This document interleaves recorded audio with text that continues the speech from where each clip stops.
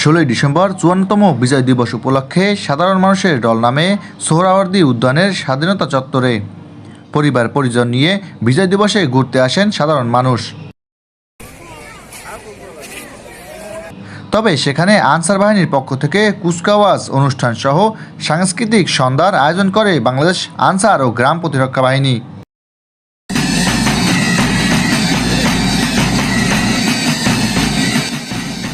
বিজয় দিবস বাংলাদেশের বিশেষ দিন হিসেবে রাষ্ট্রীয়ভাবে দেশের সর্বত্র পালন করা হয়। প্রতি বছর 16 ডিসেম্বর বাংলাদেশে দিনটি বিশেষভাবে পালিত হয়। 1972 সালে 22শে জানুয়ারি প্রকাশিত এক প্রজ্ঞাপনে দিনটিকে বাংলাদেশের জাতীয় দিবস হিসেবে ঘোষণা করা হয়। 9 মাস মুক্তিযুদ্ধের পর 1971 সালে 16 ডিসেম্বর ঢাকা সোহরাওয়ার্দী উদ্যানে পাকিস্তানি বাহিনীর প্রায় 91,600